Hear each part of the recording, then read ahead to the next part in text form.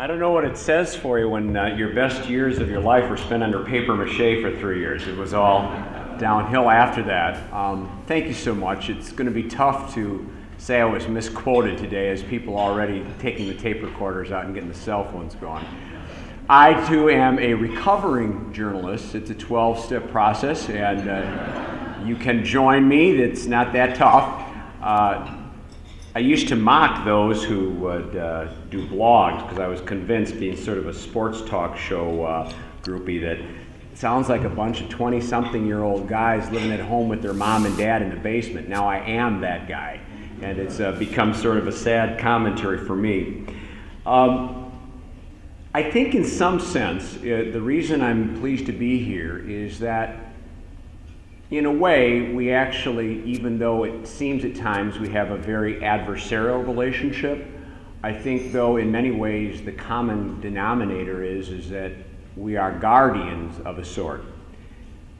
I try, as our department tries to be, we're trying to shift the paradigm, because I think words are extremely important in how they're used symbolically or otherwise.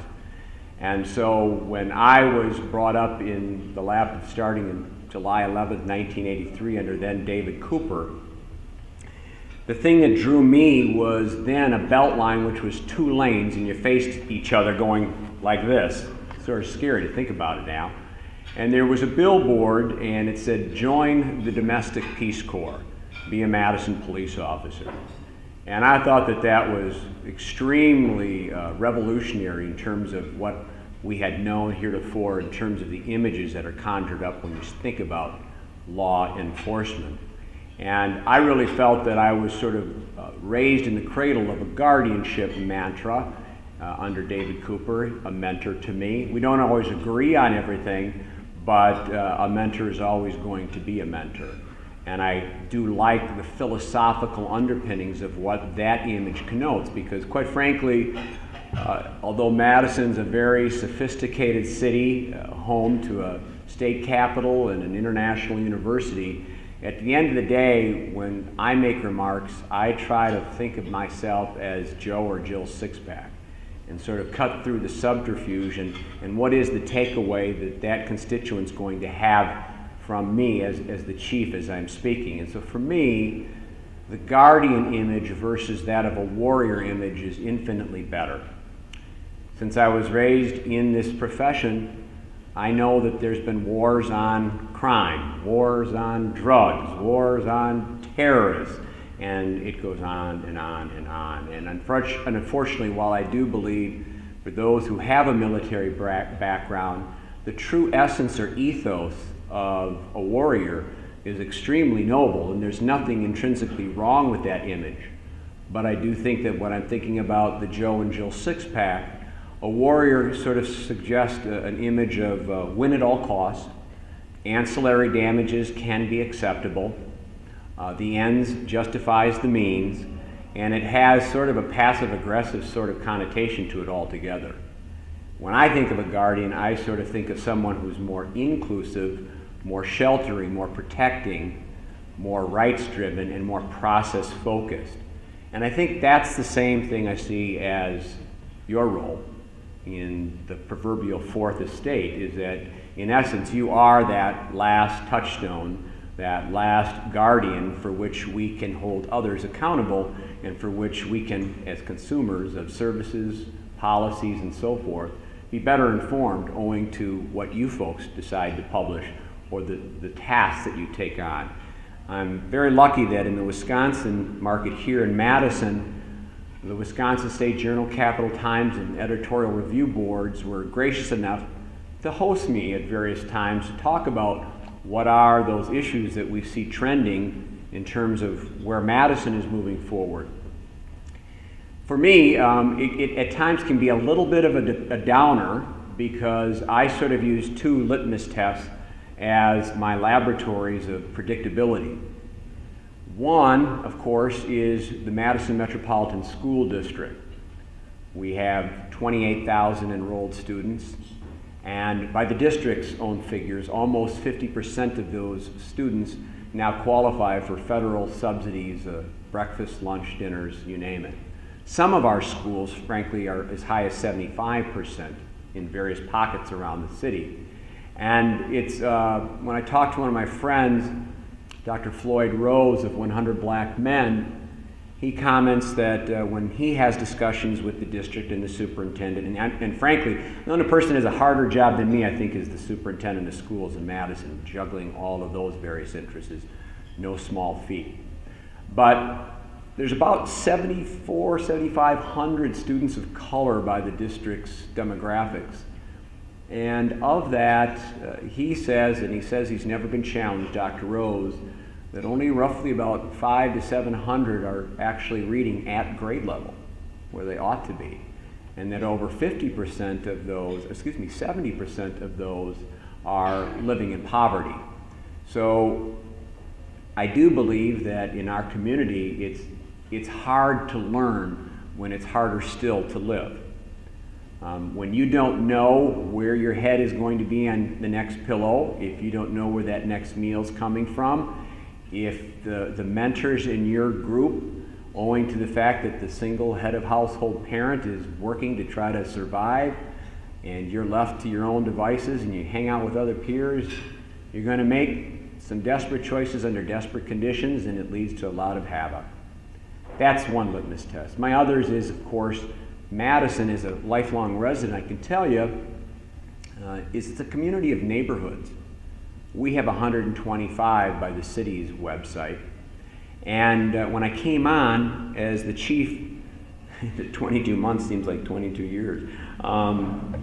When I came on, I was sort of chagrined that, to me, the essence of community policing is made manifest in what we do in terms of proactive engagement in our neighborhoods. Because frankly, those officers are not call-driven. They're not all about responding to the crisis.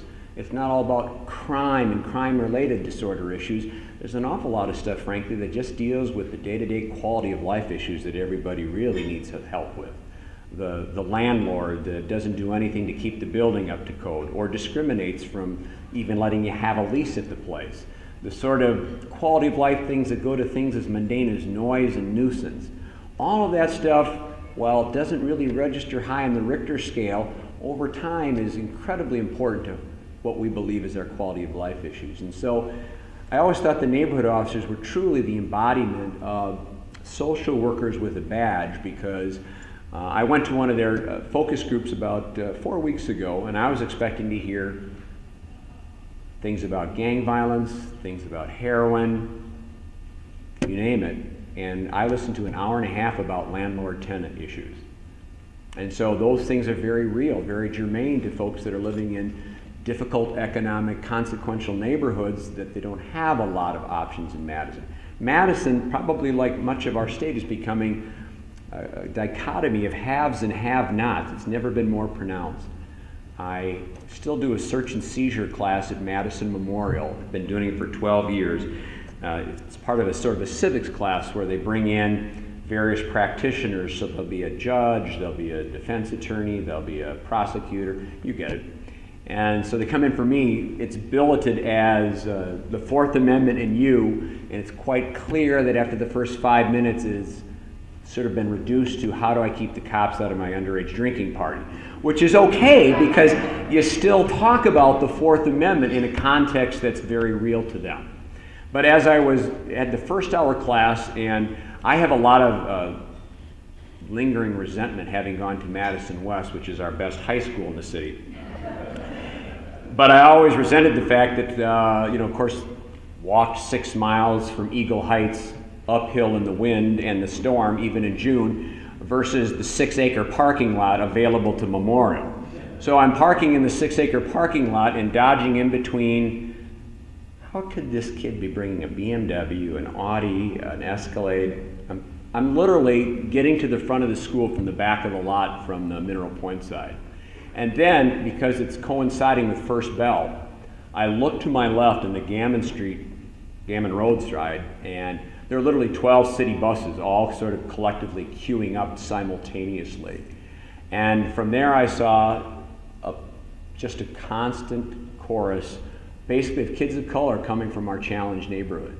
well over 80 to 90% of the kids coming out of the buses. And in that one sort of moment, if I'd had a snapshot, I would really use that as an audio visual to sort of suggest how my city, my community, I think has moved beyond. You know, I have a mayor who he's cuckoo over Cocoa Puffs over lists.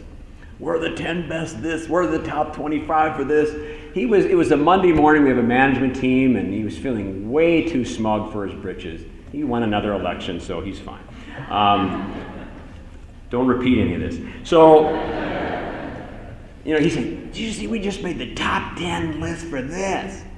And I just looked at him deadpan and said, "Well, sure you're gonna like that list. You're a white guy. You live in University Heights. Life is good." And of course, that sort of peed on his parade, and so I said, "I'm just kidding you, but what I'm saying is that these lists are great, so long as they're being enjoyed by everyone." Yeah, we have about a 4 to 5% unemployment rate in Madison. Unfortunately, it's about 4 times that for people of color. I used to, quite frankly, poke fun at what I called the country of Milwaukee. It seemed to be like we were 72 miles apart, but from a policing standpoint, we might have been leap years differently in terms of our style. Not saying one's better than the other, just very different style of approach. Our high school dropout rate for our African Americans is proportionally worse than it is in Milwaukee. And that's coming from sort of Camelot. That doesn't happen in Camelot, does it? So this is a roundabout way by saying is that we're entrusting to you, as the Fourth Estate, the capacity to look beyond the veneer of when we have the annual display of the uniform crime reports or the incident-based reporting system, and we look at these sort of cosmetics of statistics, right? You mine your statistics, I'll mine mine, and there we're going to see what the quality of life is. I think our challenge is, for me at least, is that we have to move beyond sort of those cosmetics of statistics and really look at what's driving racial disparities in a community like Madison. I'm not asking, never have, for a pass in terms of our complicity in criminal justice. Clearly, we are that proverbial gatekeeper to the criminal justice system. And we have to be held accountable. We have to look at what systems we have, what policies or procedures we employ, what people we select to be the guardians of this community, and how we train and what our points of emphasis. We have to own, and I do, those parts that we have some sway on. But I also think that I feel like so often, in terms of the education to economic to housing pipeline, I feel like I'm sort of the last person, and it's like, clean up aisle 6. Behavior noticed at Walmart, deal with it. My mom, God bless her, she's 79. She has the smarts to spend the winters now in Raleigh-Durham and only comes back to live with my brother and I in the summer. But she is sort of my typical Madisonian by life, by birth, because my mom still thinks we're at about 100,000, sleepy-eyed college town where the worst thing we're going to have is a kegger on Langdon Street on Saturday night. Oh, for those days.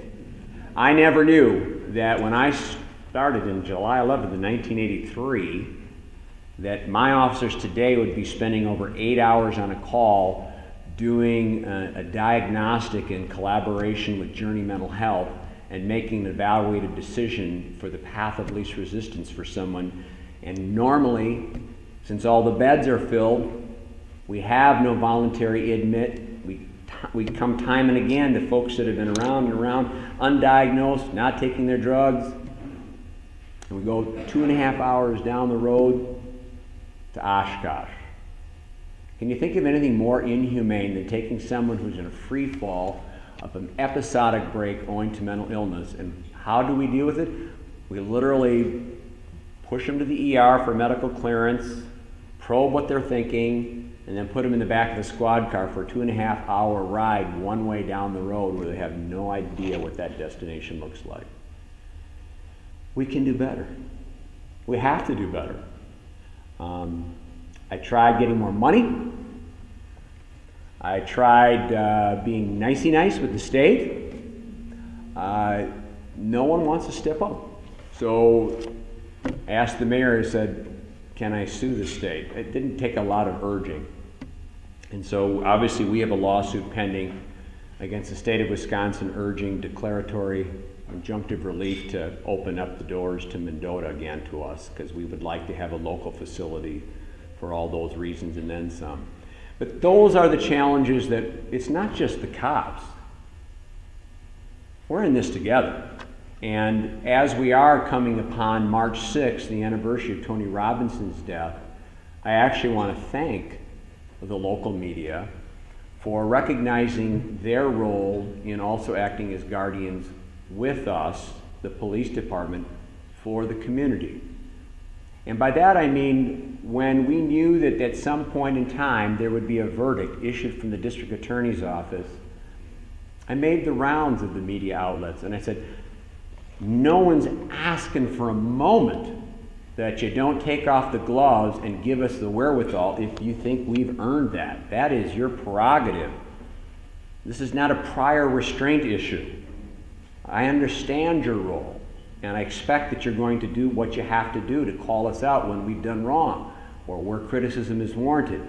All I am asking and prevailing upon you, partners, is that can we have some sense that there's an urging from whatever platform you command to say, when we get the verdict, the police are ready and able and willing to facilitate civics. Demonstrate, rally, protest, go to the extent of civil disobedience if you want to be ticketed and arrested, but can we please just create a narrative that has an outcome different than what we've seen in some communities like Ferguson and Cleveland? Can we be respectful of one another's personal space and their property rights? And owing to a variety of perfect storm factors, not the least of which, quite frankly, I am the first to say thank you to the Robinson family, owing to their sense of calm, owing to their sense of civics, in spite of their grief and devastating loss and pain. They could have been extremely militant and robust and asked that we give the Madison Police the wherewithal. To their credit, and for which I'm deeply in debt, they said people should be angry and mad and frustrated and sad and grieve, but please don't hurt Madison. And I think that gave the crowd the sense of environmental acceptance, and it gave our opportunities working with people beforehand. I have to say that well before we had Tony Robinson's death, about a week after Ferguson, a number of us met at the United Way and continued to meet twice monthly. It was, United Way is the facilitator, but law enforcement, with also Urban League, African American clergy, Centro Hispano, Hmong leaders, you name it. And so we need to have a dialogue about what are those perceptions that the public has of our police department, and how can we mitigate or clarify or do better to clarify what the role of police are in a free society. And a number of good things. The thing is that when you're having conversations and you're meeting someone across the table from you that's either a titled leader or a de facto leader, and those conversations become more personal and you respect the animated discussions and they're as robust as can be, but you can certainly end that in a personable way with responsible conversation. That gave us, I think, a leg up as well, because when we had our own crisis, we were working literally on a weekly basis then with all these leadership groups to say, how can we create for Madison better outcomes? And one of ours was, of course, is that we had a number of training sessions, legal literacy, in which we would talk to folks about here are your rights, and more importantly, here are the cops' limitations, and if you are bound and determined that you want to get arrested, Here's what's better. Get arrested for a forfeiture. Try to avoid getting arrested for a crime because we want to create rap sheets, records of arrests and prosecutions with, quite frankly, I know you guys as reporters love CCAP. It has a lot of information for you, but boy, I'll tell you what, you talk about institutional racism, CCAP is a problem for me. It ought to be gutted. We ought to revisit it. I like openness in government as much as the next person, but I have a real problem when it is used unscrupulously by prospective landlords, colleges, people who procure aid and loans, employment. We know there's two columns on CCAP, right? We see the arrest column and then we see the disposition column. And unfortunately, who can know what mens rea there is in the hearts of unscrupulous people when they're more concerned about the salaciousness of the arrest and care little that it's been 15 years or that they got deferred prosecution or it was a petty crime for God knows what. And that has a staying power longer than plutonium waste, in my opinion. The other things that we've talked about robustly, it's interesting because when the intro said, and here's the guy that's, I spent 45 minutes with Nico Savage, God bless him, and I still love him. But almost as he was entering the door, what do you think about marijuana? Hippie leaves. I said, yeah, you are from Berkeley. That's true. I knew we'd get to that sooner or later. And I said, you know what? For me, it's not a huge priority enforcement. Two guys going down the street. This isn't like two guys going into a bar story. This is a real story. So two guys going down State Street, right? One has a can of open Coors Light. The other one has Doobie. Now, they're going to have to do something in conjunction with that possession because Madison cops are, been there, done that. That's not really going to antagonize. So you're going to have to probably give the one-fingered salute and threaten to hurt somebody to get our attention for that. But the open can of Coors Light is $300 and the marijuana is $150. So when I tell that in the high school, I said, kids, I'm not asking you to switch your drugs. I'm not encouraging that. But what I'm saying is that this has been decriminalized, it made a forfeiture for, 35, 40 years in Madison. I'm from Ashland, pray for me. So that could probably still be a crime 300 miles north. I don't know. But I know that as someone who's now been around these halls of the criminal justice system for quite a while now, the brick and mortar solution is inadequate. So it's up to you folks who are newsmakers or at least ones that are going to stick a little poke it in the eye of legislators and policymakers to say, can we have some adult discussions about issues of our day? Drugs and their possessory items, and we were lucky enough, wrote to Brian Stevens, and I felt like I was like a teeny bopper writing to my favorite rock star for Junior Beat magazine. I said, oh Brian, I hear you're coming for Go Big Read. Do you think, kind of shucks, maybe could you come and talk to my recruits? Gosh, it would be swell. And he came. And I was completely, my assistant chief said, it looks like you're having a little bromance here. You really need to settle down. The guy couldn't have been more authentic, more inspiring. Some of you may know, the reason I think he came is that when my 23 recruits came in August, before they came here, they could either download from the Apple Store or I would send them. And all my command staff, everybody had to read Just Mercy before they got to the academy. And then a part of our academy class each week was spent in small group breakout discussion with people from like 100 Black Men or others that would come into the community and engage them with that. Because I want them not to be blithely ignorant or naive of, we've got all kinds of issues swirling around us. We got to be a part of the conversation. We can't go Ferguson effect. We can't de-police and crawl into a shell. But talking about those issues, when he can tell me that 60% of people of color in prisons are there because of possessory drug crime. We went out to dinner and he told me about how he was going to be thinking about filing a writ in the Supreme Court on a 78-year-old client he had, who because he had been a previous convicted felon was caught with a small trace amount of what would be casual possession of weed for us in Madison, but it was a 3 strikes you're out, and they were going to send him to prison for life. And I said, God, I hope you file that writ quickly, because it's going to be a moot point if the guy dies on you before you get to court. It's a principled discussion worth having, well worth having. And that's where, again, your role is going to be seminal. I think that I might have stepped in it a little bit more than once. I had a community forum at Centro Hispano last November. I try to do these at least 4 times a year throughout the community. And at Centro, it's supposed to go an hour and a half. The place was packed, wall to wall, families with kids and more kids. Only one question was asked, and we went an hour over it.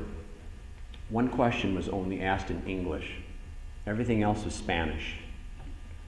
And for me, that was one of the most sobering times I've had in my entire career in law enforcement, because I heard story after story after story that would break your heart. You know, when I get the text from She Who Must Be Obeyed, Jane Koval, you will be stopping at Woodman's. Oh, not Woodman's, there might be a heroin overdose. Can I go to Metcalf's? When she says, go get milk and bread, I put in the key, I autopilot, and it's nothing. It's like breathing. You hear these tales where when someone decides to go to work, to go to school, that's a calculated risk. And there is a fear which is beyond palpable that if I create a minor driving infraction, or if I have a headlight out that I didn't know was out, will this be the impetus for a deportation cause of action? And as much as we have tried for decades to say that's not who the Madison police are, we're not going to be patrolling our streets or walking our neighborhoods for pretext reasons to deport. It's difficult when all the other bombarding elements are presidential candidates talking about 11 million people being rounded up, or whole groups of people demographically not being even allowed into the country. And of course, build a higher, bigger, stronger wall. So when you have those competing voices bombarded, I understand, and I took the prerogative and got a lot of pushback from the website, mails, and some very angry constituents saying, what are you doing thrusting yourself into this discussion about the so-called sanctuary city bill? Stay well the hell away from that. That's for elected government officials. And I said, you know, while it's still being discussed at the levels of public policy, I'm weighing in on a very narrow focus, and that focus is that of public safety. And my mission statement for the Madison Police Department has 4 elements: provide quality services, and here's the big one: those services ought to be accessible to everyone. Those who we encounter are going to be treated with dignity and respect, and oh yeah, we want to protect and respect rights. So for me, I said, how can I go before the recruits in our ethics class and spew this stuff out about the mission statement, and then I know, because I've heard the stories, that we are not giving full access to the citizens here, and it does have a deleterious effect on public safety. Because I know, I see the U-visas, I see the reports, I have the anecdotes from Centro and other people that are speaking with us all the time. I know that we have Latinos in our midst, in particular I'm focusing on now, who are not reporting crime and are not reported witness crime because they're fearful of ICE. So that was the point, and I've said to people over and over, I said, oh, thank you. Do I have to pay for that? Thank you. Thanks. I said, listen, while we're still in the discussion phase, I feel like I have a right to weigh in on public policy. Once it becomes law, we're officers of the court. We'll do what we have to do. But right now, this is the time for us to weigh in. And so again, you're part of that debate too. I was pleased as all punch last week, for example, to see we don't always agree. The Wisconsin State Journal agrees that the rhetoric on a lot of these bills is sort of marginalizing people within our midst, and I was pleased to see you come out stridently in that capacity. Some things we don't always agree on, but that one, I thought you hit it out of the ballpark, and I was glad to see it. You know, as a young officer, I was also a hostage negotiator for 12 years, and I had, back then, we had one jail before we had the protection and safety building. And they called me in because 3 inmates had taken Deputy Julie McReynolds hostage on the old jail. It was a 9-hour siege, and I was able to surrender, get them to surrender, and Julie was battered, but it could have been worse.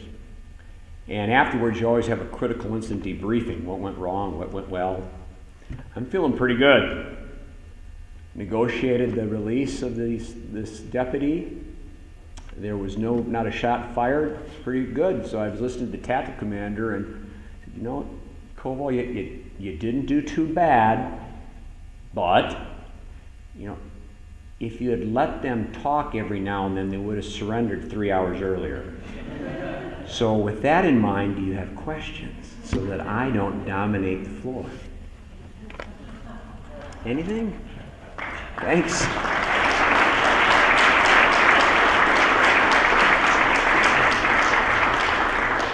the chief will entertain questions Yep. for a few minutes. Please. Anyone? Bill? Bill. So, Chief, when you talk about your desire to do something about CCAP because of this mythical landlord who's going to discriminate against the tenant based on a 15-year-old dismissed charge, to say, I don't want your money, I don't want to rent this apartment, you got a 15-year-old dismissed charge, you're out of here. Isn't what you're really saying is that you have the capacity to make reasonable and sensible and discerning judgments about the information about what happens in our court system, but that you think other people do not? No, I don't think I'm saying it that way. I'm saying that I'm getting a lot of folks who tell me anecdotally who live in communities like what I've described, who say they don't feel that they have a chance to sort of show what they're capable of or that they've redeemed themselves over time. A lot of those things on CCAP have absolutely no effect on me as a criminal justice practitioner because they're coming up in civil domains, whether you're applying for a job, renting something. So for me, it's really not a problem for me per se. I'm talking about the practitioners who live their lives and tell me about these issues. But you're saying that when you look at the situation, you say, hey, this guy deserves a break, this is old charges and this charge. You can recognize all that. But you say other people, when they look at that same information, they're not able to do that. No, I didn't say they're not able to. I say some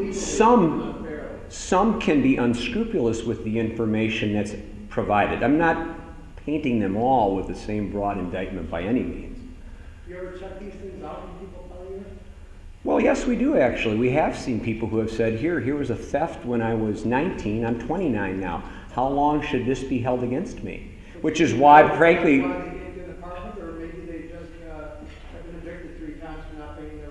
there certainly can be bad behavior as well, but we feel like it goes beyond that for some people, which is why the city of Madison, I'm proud to say, has now a ban the box provision, because we're trying to get away from those sort of tempting, low-hanging fruit for some who might use it inappropriately. Yes, ma'am. Is there something about Madison where we might have a lower tolerance for just general, I don't want to say chaos, but like being loud, being out on the streets where, you know, we have a quiet community, we have a very low crime rate, and maybe it's the case that people come here and they end up getting arrested for things that like either Chicago or some other big city, they just wouldn't. Have you guys looked at that? Well, I do think that we try not to say that when I talk to officers, and we're constantly talking about this, I don't want them to feel that we have to default to the traditional cite or arrest. I like to talk about us looking at BPR, best possible resolutions, and in many instances that's anything but that. And typically a lot of the calls that we ultimately get, I think a lot of people think, and our statistics would certainly belie that fact, that there's an awful lot of proactive arrests being done by the Madison Police, when in fact probably 99% are third-party callers to a 911 center, a victim, a witness, a suspect, a contact, a bus driver, a food merchant, whatever the case may be. Once there, we obviously have to meet those legal thresholds that are actionable, whether it be reasonable suspicion to detain, probable cause to arrest, and so forth.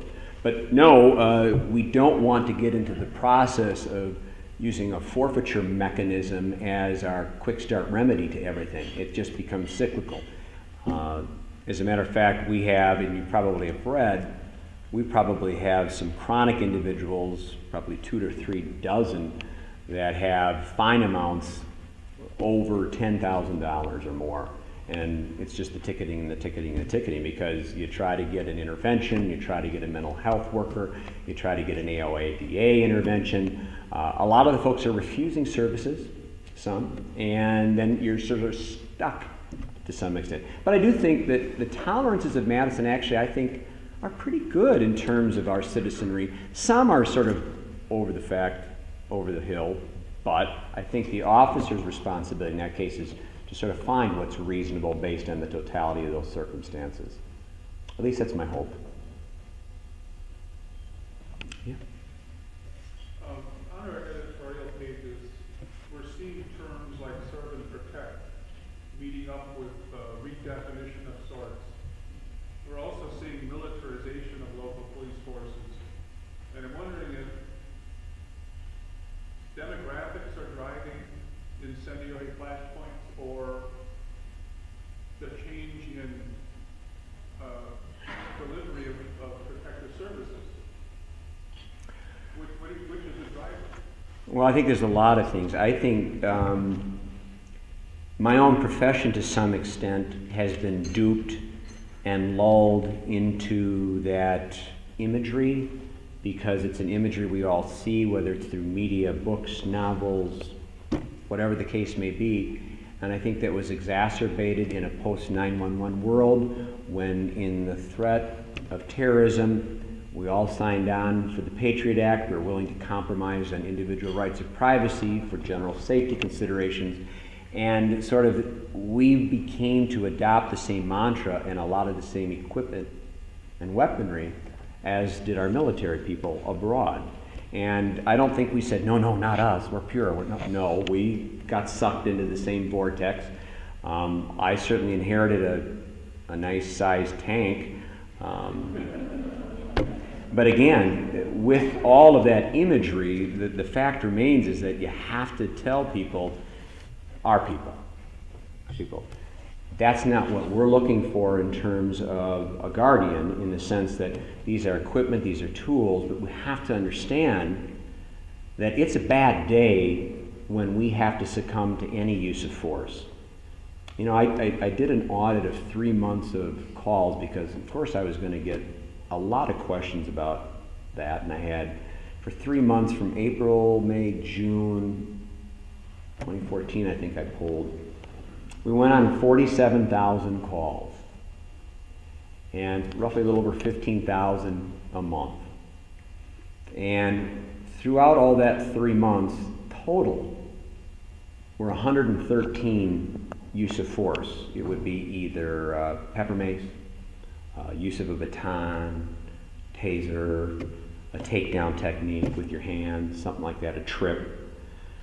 That literally translates to 0.0024 of 1%. And yet, what is difficult for me is that we're constantly talking about use of force as if that were the face of the typical response, when I can say fact certain that over 98% of the calls we go on are going to be resolved with presence and professional communication and crisis mediation techniques.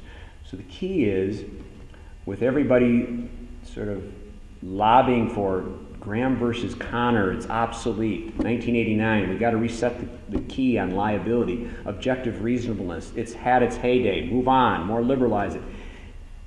Your focus, I don't think, should be on the liability or the culpability test that you're using after the fact.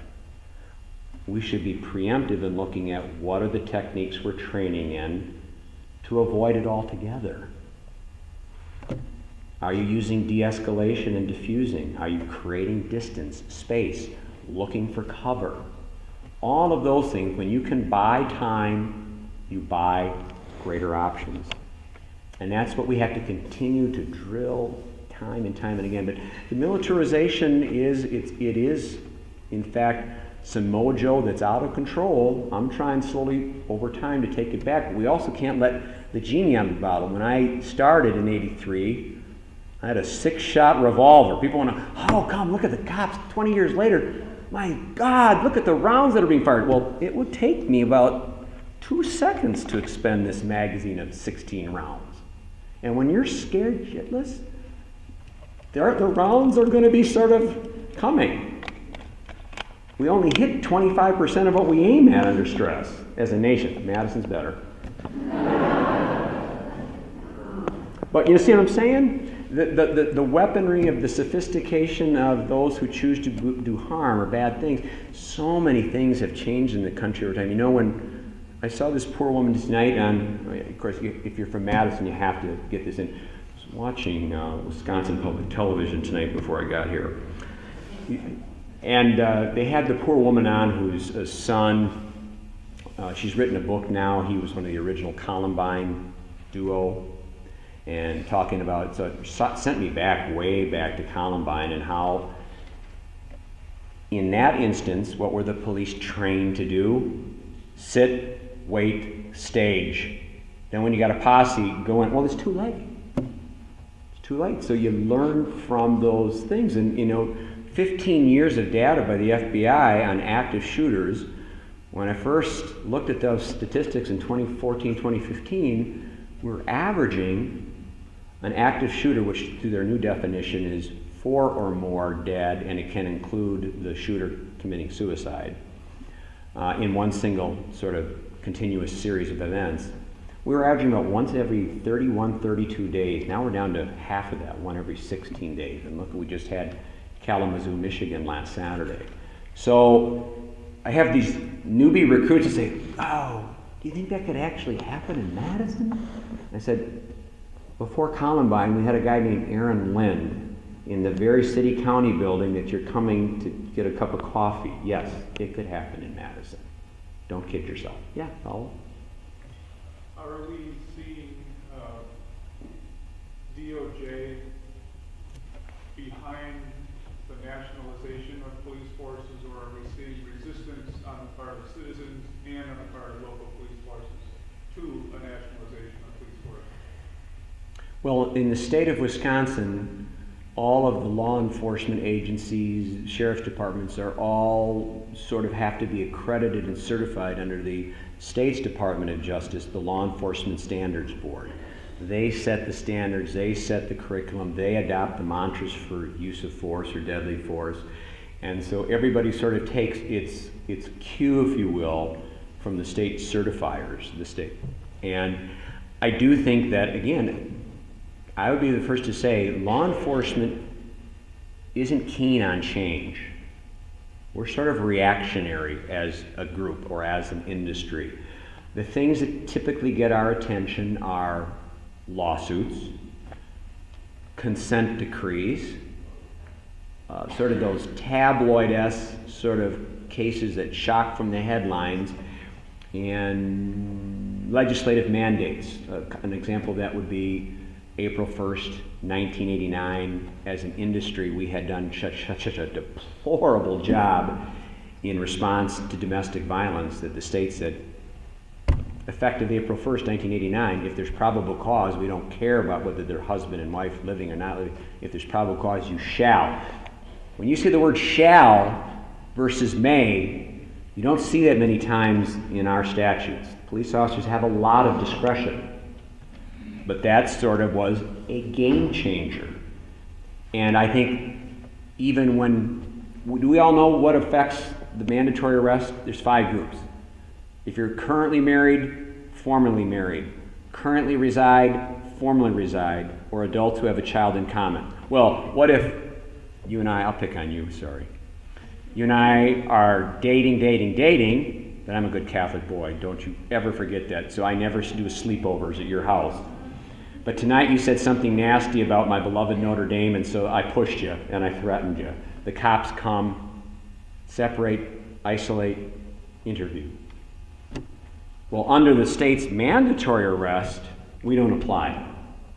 But we adopted a policy that said even when it doesn't fall into the cookie cutter state statute, If they have a relationship akin to that of dating, intimate partners, then our word says you should arrest if there's probable cause. So even when we don't have the mandatory arrest, we complement and fill in the hole because we can with a pro-arrest policy. But those are the kinds of things that are still not necessarily the norm across the country.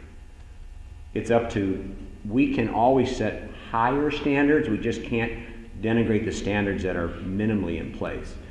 There's nothing, and another example, for me to do a consent search based on a voluntary encounter, I can go up to this whole group waiting for a bus and say, hey, I'm sure you're a people person, you're on the same team, we all want to be safe, I'm officer friendly, you want to make this happy. Why don't you just show me everything in your purse, your backpack, turn out your pockets. Nothing in the law constitutionally says that that can't happen. But if you tacitly authorize your cops that that's the way we do business, if that's how you do business, how then do you turn around and say, I need your help, I'm the police, can you trust me? Well, every time I look at you, police officer, you're shaking me down. Don't even get me started. I know a lot of people believe in it. The wholesale stop and frisking that occurred in New York for the better part of a decade, it's criminal. It's terrible. I know New Yorkers love it, and I know that the police defend it. It made a mockery of Terry versus Ohio. Terry versus Ohio isn't stop and frisk, by the way. You journalists really screw that up all the time. Just because you get reasonable suspicion to stop someone does not mean you get an automatic frisk. You need to have an independent basis that that person has something on them that is or could be used as manipulated as a weapon. So I teach my recruits, it's stop and maybe frisk. But they didn't get past the stop part in New York, and they certainly didn't worry about reasonable suspicion. So we can set standards higher, and we do. In Madison, if you want to do a consent search on someone, our standard is higher than what the Constitution provides. You have to have an articulable reason for asking. Community policing is very simple, folks. From my perspective, 3 components. 1, the cops can't go it alone. Not sure we ever could, but we fooled you for many decades. Just leave it to us. Just throw us money. We'll take care of it. We can't go it alone. That was an urban myth. Number 2, the only way we're going to deal with the problems that plague us is if we have partnerships. No one's going to partner up to someone that they don't trust. So you got to build it. You can't just say it. You can't put out another mission statement. Trust leads to partnerships. Partnerships lead to then our ability to address problem solving. So when we're doing stuff like that, you have responses that lead to saving lives, like petitioning for, applying, and getting 600 doses of naloxone, and my cops since last July have saved 35 lives. That's a wonderful thing. Anyway, take up too much of your time. Thank you. I think you have one more. Oh, Sorry, she had her hand up for a okay, I'm long time. sorry. No peripheral vision. Too many years as Bucky Badger. You see this much. Yes.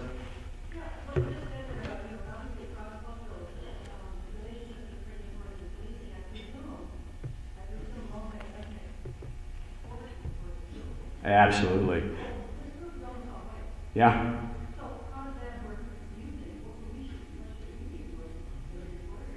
Well, the sort of the same thing that plagues me is sort of a problem for your industry as well. If you look at the President Obama's 21st century on policing, it starts with who are you hiring and are they representative of your community? In Madison, we have about 18 and 19% people of color. We have about 20% in my workforce.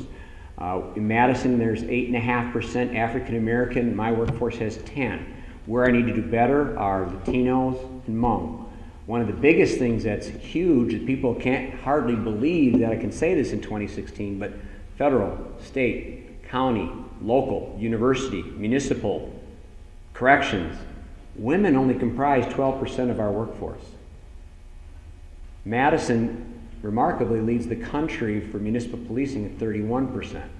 Now that's not good enough, but now I'm starting to see, and I suspect this won't come as a shock, stop the presses, some preliminary social science studies are saying, why is it that officers and citizens, when those officers are women, there's less likelihood for use of force issue?